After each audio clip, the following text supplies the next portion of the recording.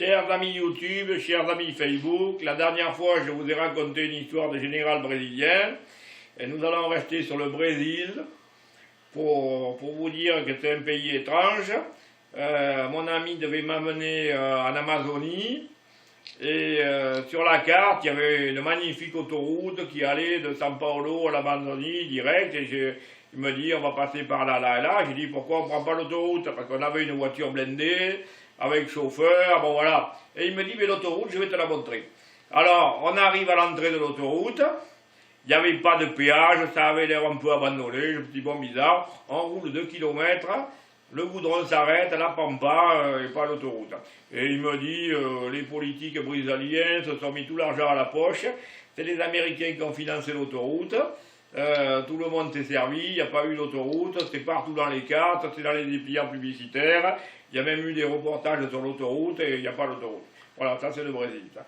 Et c'est le Brésil, et quand je vois Jair Bolsonaro, de la manière dont il gouverne, c'est ça quoi. Le Brésil c'est un pays hallucinant. Et alors, on a pris quand même un tronçon d'autoroute quand on est allé visiter l'Amazonie. Et l'autoroute est limitée à 80. Alors la police, pour contrôler la vitesse, c'est pas compliqué. Il y a des bandes sur la route et ils ont un chronomètre. Et quand vous passez sur la première bande, ils appuient sur le chronomètre. Quand vous passez sur la deuxième bande, ils appuient sur le chronomètre. Ça donne la vitesse. En fait, l'autoroute est limitée à 80 et tout le monde roule à 160. Ce qui fait qu'en fait, je vais vous expliquer comment ça se passe avec la police.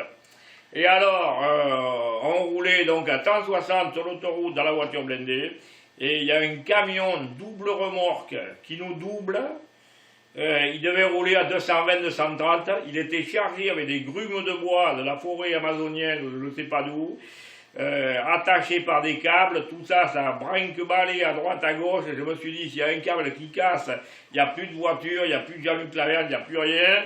Et sur le chargement de troncs d'arbres, il y avait la voiture du chauffeur, parce que mon ami me dit, le chauffeur, s'il laisse la voiture au départ, quand il revient, il n'y aura plus de roues, il n'y aura plus de moteur, il lui restera la boîte de vitesse, et encore, s'il y a quelqu'un qui l'a lui laissé. Le Brésil, c'est ça aussi, quoi. Et alors, la police nous arrête, bien sûr, parce que quand ils repèrent des voitures d'étrangers, comme ça, mon ami ouvre le portefeuille, il y avait une liasse de billets, il donne la liasse de billets au policier, le policier met la liasse de billets dans la poche, et il dit vous pouvez circuler. Il n'a même pas regardé le nom, et mon ami me dit je le compte dans les frais professionnels. C'est-à-dire, quand je me fais arrêter, c'est telle somme, les policiers le savent, et puis c'est dans les frais professionnels, c'est officiel. Les policiers ne sont pas payés, à l'époque c'était comme ça. Les policiers ne sont pas payés, donc il faut qu'ils se payent. Et pour se payer, ils arrêtent les étrangers, ils prennent l'argent, alors sinon ça ne finit plus. Là, vous avez dépassement de la vitesse limite, etc., etc. Donc vous donnez l'argent, vous ne cassez pas la tête.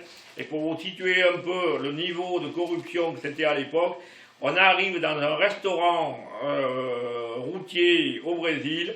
Il y avait un immense écran, il y a un monsieur qui apparaît sur l'écran, costume, cravate, il explique quelque chose en brésilien, tout le restaurant éclate de rire, tout le monde rigolait, tout ça, il se tapait les mains sur les cuisses, et je dis à mon ami, qu'est-ce qui s'est passé là?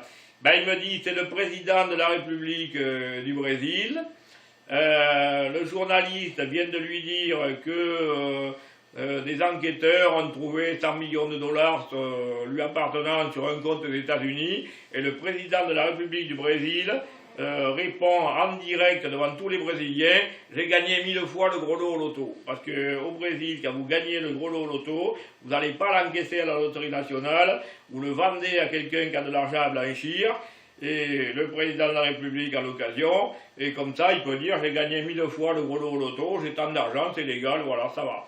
On fait ça en France, on en reparle. À plus tard.